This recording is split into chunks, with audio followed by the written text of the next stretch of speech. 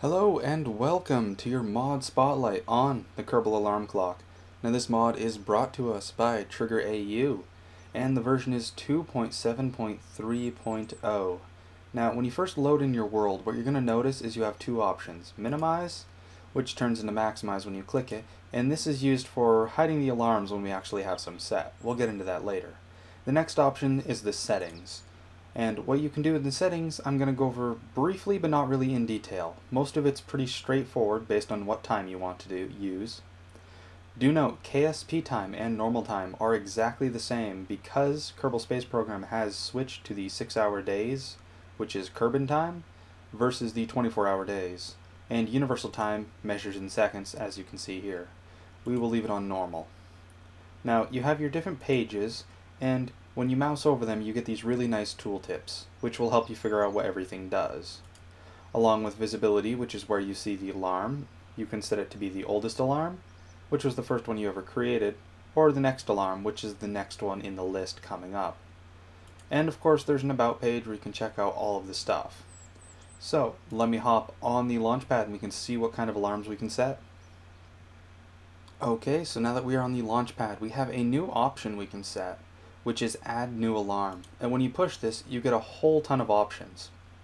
Now, you can create raw time alarms, which is just any number of seconds, minutes, hours, days, years that you want to set before this alarm goes off. Alarms that tell you when you're going to hit a maneuver node, apoapsis, periapsis, ascending, descending, target, SOI, transfer, and Kerbal crew. Now, we're going to start with raw time alarm, and I'll go over some of the details in this.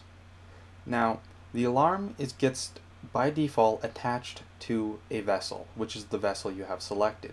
Now if I click do not attach it, then this timer is not attached to a vessel. All attaching the timer to a vessel does is when the timer goes off, you are allowed to switch to this vessel if you are not currently on its flight window, such as this screen here. Now, the action that happens when the timer goes off, it can just give you a message. It can kill warp and give you the message, or it can pause the game and give you the message. You can also have, when you set the time, you can set it by time intervals, meaning 10 minutes from now, or you can set a date, such as year 1, day 1, and from there on. Now, time interval is what I'm going to keep it at, and we'll leave it at 10 minutes. Now, when I add it, it's just called raw time alarm, and I can click on it to see its alarm name, the message it's going to give me, and what it's going to do. It's going to pause the game. Now, of course, if I want, I can change this message like, this is your first basic timer, and leave the name at raw time alarm. Then I can close it. Let's go through time warp and see what happens when we get to this timer countdown. Now, as you can see, the time warp has been disabled and the game is paused. Our Kerbins are not active over here. We don't have our blinking light down here to tell us that we're in flight. The game is paused. As you can see, it's telling us as well. Now, we can click close alarm and unpause, or we can push delete on close. What delete on close does is it will delete this alarm. As you can see, it's still there and it's past the timer. If we had checked delete on close and closed the alarm, this would be deleted. But it's easy enough to be removed with this button here. Now, let's do the exact same thing, except this time attach it to our active vessel. We'll add the alarm again. Now, when we click on the alarm, we have alarm name, which is the vessel's name. We have the message, and we can say on the alarm what do we want to do. This time, we will just kill time warp, and we'll close the alarm and speed it up. As you can see, time warp is slowed down. We have our message, but time is still going. We have our blinking light, our Kerbals are looking around, and as you see here, right down here where the mouse is, there's the timer going up. We'll delete on close this time. Now, if we add an even third alarm, just to show that message will not do either of these, we will add this and speed time up. As you can see, it's not killing our time warp and we're going way past the due date. However, it did give us the message. So we're going to go back into the alarm screen and I'm going to show you a couple more things. This arrow, this shows us extra details about the timer. The notes, the alarm's name, and the vessel it's attached to. Now if we don't attach it to a vessel, it will say not attached to a vessel, and if it's attached, it will say the vessel's name. You cannot edit this. If you push backspace, nothing will happen, and you can't delete it at all. Now the alarm, we can change the alarm name, like first alarm. And as you can see, it changes it over here. And if we want to set the notes, we can say these are the notes, with two N's of course, because we need to spell everything wrong. And also, to take note, when you do click on the date, if you missed it before, the time to alarm, it will tell you how many days, and if it's a positive, the alarm will never go off. However, if we change the year to year 2, year 20 apparently, year 2, then we can see there's still several hundred days before the alarm. So let's change this back to time interval, 10 minutes from now. Let me recorrect these. 10 minutes from now, as we can see here, and push add alarm. Now we'll delete the old alarm. The W here will tell us what it's doing, such as it's going to kill warp.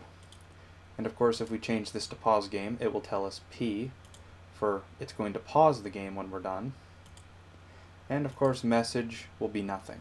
We'll keep it on kill warp. Now we're going to let this one go through. It's going to kill the time warp. This one's called first alarm. And as you can see, these are the notes. So the alarm, we can tell what it is. This way it's a lot easier to keep track of your alarms. If you have multiple vessels that are the same design but going to different places, you can set the notes to tell you where they're going, what's happening. Okay, so I'm going to send a ship into orbit, and we're going to see what we can do with the different types of alarms we still have yet to see. Okay, so I've got this lander that's just a stock craft that you can get from the VAB, and we need to wait until our apoapsis to finish our burn to get into orbit. So let's see if we have an alarm. Well, we have our apoapsis and periapsis alarm, so we're going to set this on the vessel we have. Of course, we can change the settings as seen before. We're going to have it pause the game. Its margin will be 1 minute. We will change that to 5 seconds, which is invalid. Oh, never mind. We need that to be 0. 5 seconds is a valid number, and the time will be the apoapsis, not the periapsis, since we don't have one. And as you can see, the time is that, and the time to the alarm is going to be 5 seconds before it. Let's add the alarm, and now we can safely time warp as fast as we want because the alarm will pause our game before we get there. So, let's close alarm and unpause, and this tells us that we need to burn.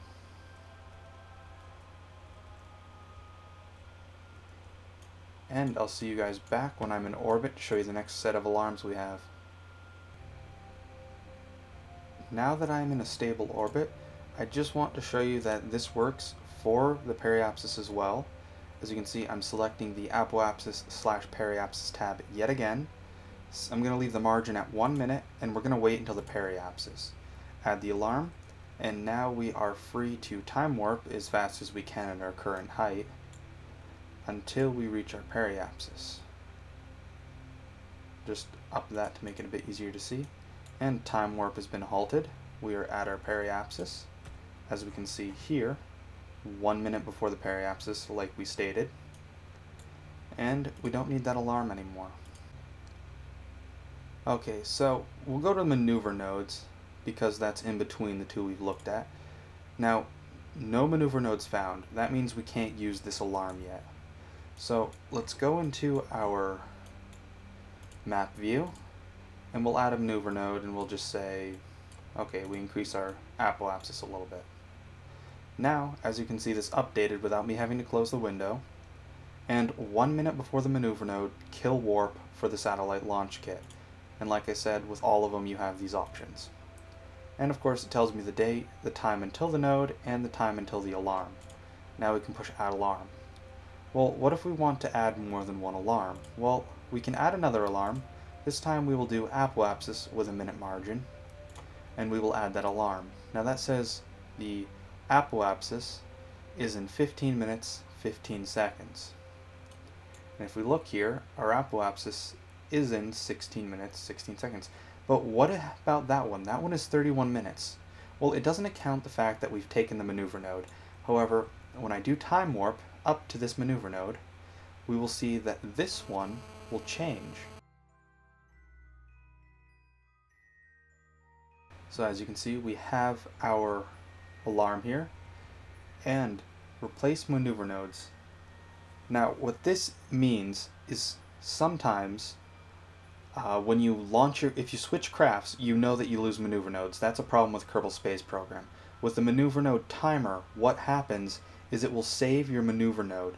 So if we had switched vessels, we could say replace maneuver nodes, in which case the maneuver node we had created for the alarm would be replaced by the Kerbal Alarm Clock. Of course, we don't need to replace it because it's already there, so we're just going to close the alarm. So let's see what happens if our apoapsis changes and this alarm is here, now that we have power and we can do this. So, as you can see, our apoapsis is increasing. Yet the alarm is not changing. And that stage is out of fuel, so we can drop that stage. And no need for this. So the timers do not change. The timers are based on the orbit it believed you were set to be on. So let's see what happens when we go to the end of this timer. It tells us the alarm time has gone off, and it acts just like any timer. That's because it bases the alarm on where you were. Now I did say previously it would edit, but that's only what you think. So only create the alarm when you're waiting to go to the next point. Do not create it and then go and edit your orbit or your flight path, otherwise it will not work. So what else do we have? We have ascending and descending nodes. Well, we know these are used for things like when we go to min-miss, for example. Now, we don't have enough fuel on this to go to min-miss, but it works much like you would expect. Whereas we have the descending node and ascending node, and the next one on our flight path is descending node. So, if we say wait until the descending node, kill time warp, add the alarm, then it works much like we would expect. We go until the descending node, and of course, time kills, and we get our alarm. And of course, if you switched vessels, your target gets deselected, and you can replace the target you had for that node if you so choose. Since we still have it targeted, there's no need. Now, closest target distance is something that we're actually going to need to get another vessel out here, so I'm going to skip to SOI change. Okay, so this time, as you can see, we have our moon encounter in an hour, a day in 4 hours, and we can set that to a day in 4 hours, 20 minutes. And this time, hopefully, we have it work, although I'm being a bit skeptical with this red line here. So you can see we have one little error. Now, I'm not going to time warp nearly as much just because I don't want this to mess up this time. Now, as you can see, it is indeed working this time, where we don't have any strange errors. As you can see, we have our old sphere of influence, Kerbin, new sphere of influence, moon, the ship, all our notes, and such. And of course, delete, close the alarm. Okay, so we are back on the launch pad, and let's take a look at transfer windows. Now, transfer windows allow you to set which planet to which planet that you want to transfer, and you can attach it to the active vessel or not. So when we click on Show Extra Details, we see Not Attached to a Vessel, Kerbin to Moho, which is something that we can edit. However, there's not too much of a purpose unless you know the exact name of the planet or moon that you're trying to go to. However, it still won't change because the changing is done down here. But I guess you could configure yourself if you said Kerbin to moon and it's really Kerbin to Moho. But this is just labeling stuff. And of course we have the usual options we have, and this is where it gets different. Calculate it by formula or by model. Now the two are really test and play to see the differences. We're going to leave it on default formula, and we're going to look at what we have here. So transfer parent. If we set this to Kerbin, then Kerbin is the planet that is the center of everything else. The parent is the centralized planet. And if our origin is the moon, then we can go to Minmus only. However, if our origin is Minmus, we can go to the moon only. And of course it gives us the phase angle of our current, which would be Minmus, and the target, which would be the moon, what they have to be in order for this alarm to work out. And of course 5 days from now this will be active. However, if we have this to Joule, then we can transfer between Joule's moons. The sun, we can transfer between the planets. For example, if we set our origin to be Kerbin, which is where we are, then we want to go to Duna. As we can see, it's 181 days away. Now, you can also, instead of pushing change alone, you can show the full list, which will give you rough estimates of the time. So, the nearest transfer window is indeed Moho with 104 days, and the next up is Joule. So, you can set the nearest one, and you can add your alarm, and of course, in 104 days, it will tell you, oh look, you can transfer. And if we want, we can go ahead and set all of these. So we also want the one for Duna. From Kerbin to Duna, we can add that alarm. And even if we want, we can keep adding them. For example, Sun origin, Kerbin, planet we're going from, to Joule. Why not? Now, if you use model, there's not too much of a difference. The calculations on the Kerbal Alarm Clock is not perfect, so these just kind of give you rough ideas on when you can launch ships from planet to planet. However, if you use model, you do notice that there is indeed a slight difference in between the times. But like I said, these are indeed a rough estimate. They're not 100% precise. And of course, in that allotted amount of time, then it will kill our time warp and let us know. Now, transfer recalculation is enabled. This will recalculate the transfer windows as they approach closer and closer. So, when it gets less than 104 days away, it will recalculate every so often to make sure that that is as accurate as possible. So, now let's look at the Kerbal crew, since we're going to be visiting this one last. Now, the Kerbal crew allows you to select a crew in your vessel of who you want. We're going to pick Jebediah. Now, you can store the maneuver man nodes, as if you were creating a maneuver node, as the Kerbal, like if you wanted to do a Minmus escape, or try to change your orbit in Minmus to get an encounter between vessels using Kerbals. And of course, you have your usual time sets. We're just going to give it to Jebediah and it be 10 minutes. Now, 10 minutes from now, we're going to get an alarm for Jebediah. So let's see what this looks like.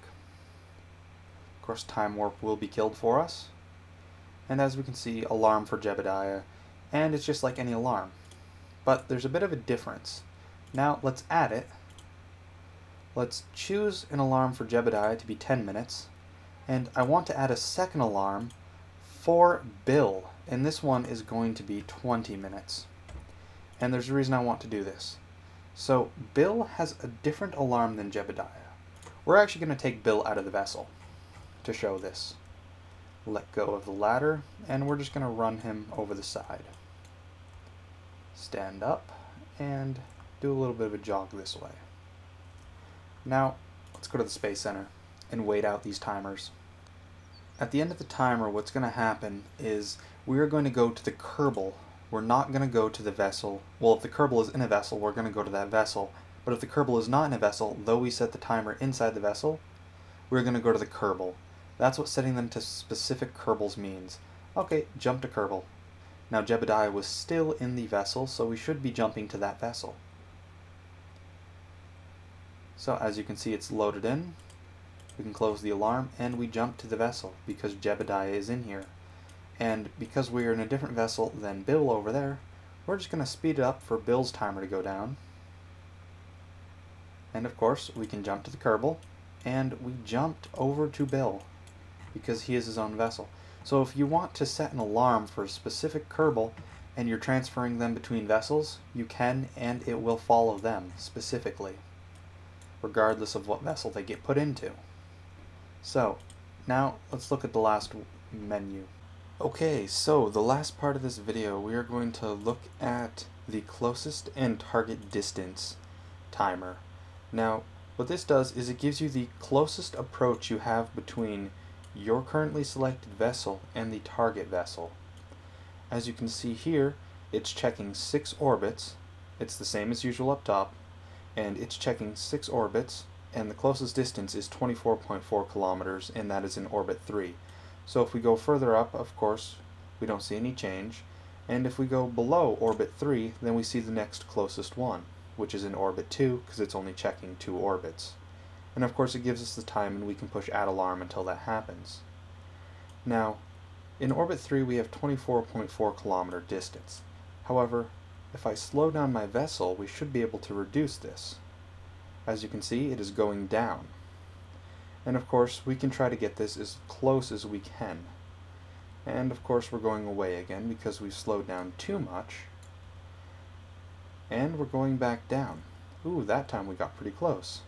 And of course, we can up this to higher orbits to try and get even closer connections. For example, if you had 2 vessels in almost the exact same orbit, one just very mildly slower than the other, then it might take up to 20 orbits for the 2 to get close to each other. Now, target distance allows you to select your vessel in comparison to the target. So when is the distance between the Super Heavy lander, which is my target, when is it going to be 120,000? Well, in 2 orbits it's going to be 227,000, and if we scroll this up we can see it does get to 120,000 at orbit 3. Excuse me, this is my vessel's altitude in comparison to Kerbin. As you can see, the altitude gets to 123.3, which was my periapsis. Now, the Super Heavy lander gets to be a distance of 120 kilometers from me in 3 orbits. And of course, you can set this to see, is it ever going to be, I don't know, 25 kilometers away? And it is, because if you remember, choosing closest, we had 14.4 kilometers. So you can just select the vessel you want to check and see, are we ever going to be 2 kilometers? As you can see, we're not going to be 2 kilometers. What we're going to be is 14.5 at the minimal in orbit 4. And if we check more orbits, we don't see anything new. And of course, we can set that timer. We can time accelerate as much as we want. Well, as much as we're allowed to, I should say. And once that timer goes down, then we will be at that distance. Now, Kerbal Alarm Clock really excels at when you have 20 to 30 vessels traveling at interstellar levels, because it's hard to keep track of them. Like if you have 3 missions going to the moon and a couple going to Minmus and maybe 1 going to Kerbal and maybe a couple to Gilly and Eve, then it really begins to excel because you can keep them all organized very efficiently, and each one times down when spheres of influence change or when they hit periapsis and you need to do burns or even at your maneuver nodes. So definitely for someone who launches a lot of ships in one save file, it's definitely a mod that you need because of how useful it is. Now I've just been commentating over this until we can get to this to show you, as you can see, we are getting close to our target vessel. And it did promise us, and we can just delete this, close the alarm, and it did tell us that we were going to get 14.4 kilometers, and as you can see, we are right there. Now we're just slowly drifting away, of course. But that was the closest distance we had, and as you can see, it is truth. So, of course, we could play around with maneuver nodes and try to get those to be even closer, but I think that wraps up what we're able to do with all of our different icons here with the Kerbal Alarm Clock. So, I thank you all for watching. This has been your mod spotlight over Kerbal Alarm Clock version 2.7.3.0, and I am PTT GRW signing out.